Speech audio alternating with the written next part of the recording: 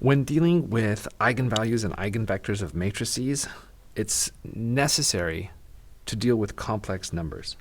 So I will use I, the standard notation for the square root of -1. So I squared is equal to 1. Sorry, just botched that.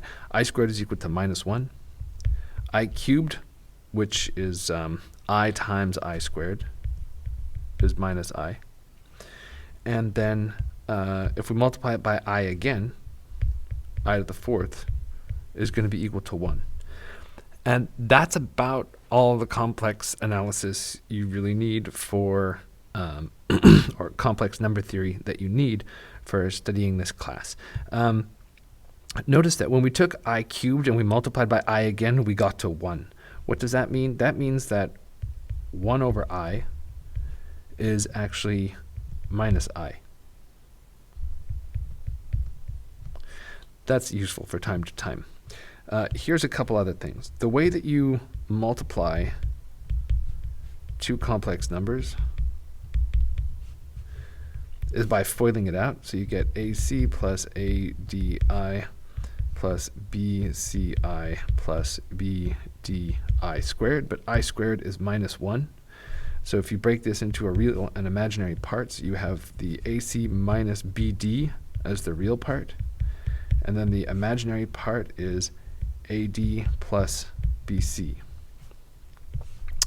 And the last thing that you need to know is that if I take A plus BI and I multiply it by A minus BI, then I get a real number. And this is A squared plus B squared, which is actually the length of A plus BI. So remember, complex numbers are nothing more than vectors in R2 where we've defined a particular way to multiply them. So if this is A on the real axis and this is B on the imaginary axis, then this point right here is, so you'd call it A comma B unless you've got this notion of multiplication defined, in which case you'd call it A plus BI. And its magnitude is just the length of this vector right here. So magnitude A plus BI is this, the length of that line right there. Okay, now why do we have to contend with complex numbers? Well, let's go back to this example that we saw on the homework of cosine alpha minus sine alpha, cosine alpha. Now, on the one hand, we know that an eigenvector is something that does not change direction. It's only a scalar multiple. So if I have an eigenvector and I multiply it by A, then I'm going to get a scalar multiple of that original eigenvector. So now we also know that this matrix corresponds to rotation by alpha about the origin, and it's rotation counterclockwise.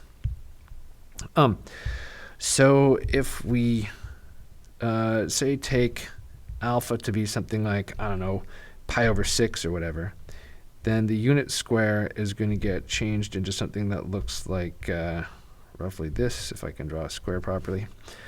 And so this is pi over 6. Now, which lines get mapped to themselves under this transformation? So look for a vector, a line through the origin, or a vector, however you want to think about it, that gets rotated about the origin and gets mapped back to itself. Well, you can see that unless you rotate by pi or 2 pi, that just doesn't happen. So what you have to do is you have to look for a new direction, and in fact you look for an imaginary direction. So here's some vector coming straight up out of the plane there. That's supposed to come straight out of the board at you. That's the axis that we're rotating around. And so that blue one is the one that gets fixed, and it just happens to be pointing in an imaginary direction. So we see this from the mathematics if you look at A minus lambda I, and so this is going to be cosine alpha minus lambda minus sine alpha, cosine alpha minus lambda. And we take that determinant, and that gives you lambda squared minus 2 lambda cosine alpha plus 1. So the eigenvalues look like cosine alpha plus or minus the square root of cosine squared alpha minus 1. And since you know that this part here, cosine squared alpha, is strictly less than 1 unless alpha equals pi or 2 pi,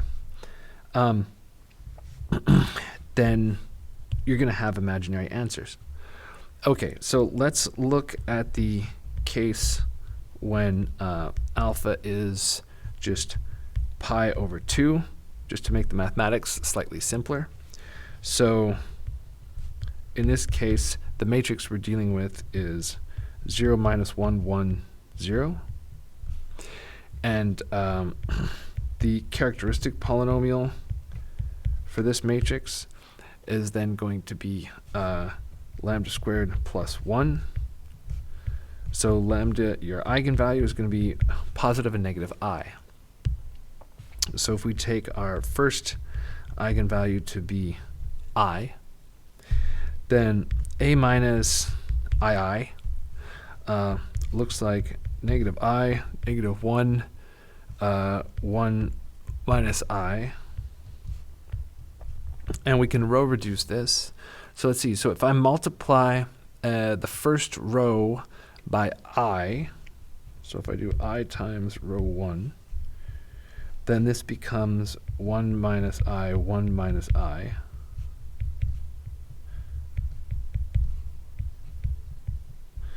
And we get this guy. So from that one, I can see that the eigenvector I1 will be orthogonal to that first row. Okay, and if I take look at my other eigenvalue right here, so this is going to be a plus II.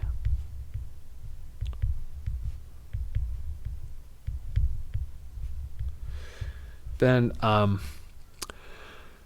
let's see, so multiplying the first row by minus I is going to give me 1i, 1i, and oops. Oh, I just realized I did a minor typo on the previous line as well. That should have been a tilde. Okay. 1i, 0, 0, and my corresponding eigenvector of minus I1. And so then you can check that 0, minus 1, 1, 0. When you multiply it against I1, then you get minus 1i. And this is the same thing as I times I1. And similarly for the second eigenvalue. So in fact, it was not necessary to do this second computation.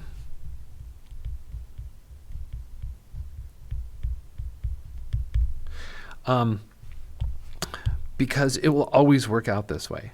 So if you, and by work out this way, I'm saying here's the first eigenvalue. The second eigenvalue, all we had is a minus sign in front of the imaginary part.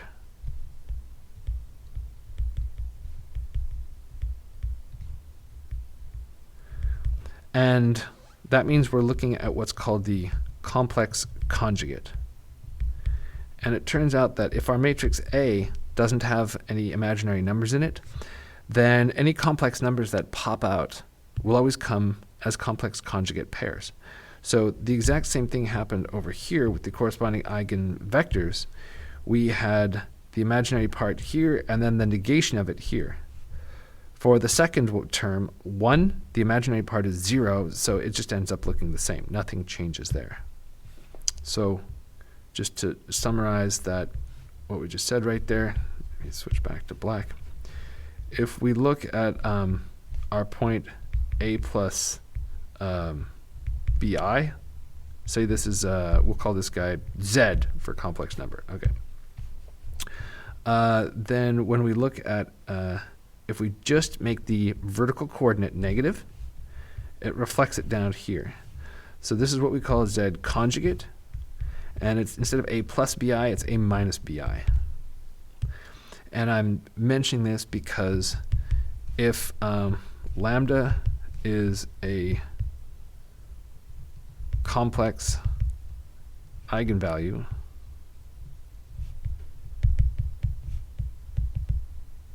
with eigenvector v, then lambda conjugate is also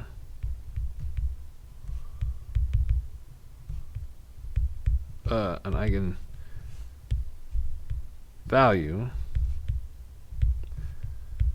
and has eigenvector v conjugate. So this means, say you find out that lambda 1 is equal to 2 minus 3i, and it has corresponding eigenvector that looks like 2 plus I minus 5 minus I. Then you know immediately without having to compute it that lambda 2 is going to be 2 plus 3i, so there's the conjugate. And that v2 is going to be, now the real parts stay the same, 2 and minus 5, and then the imaginary parts flip, minus I plus I.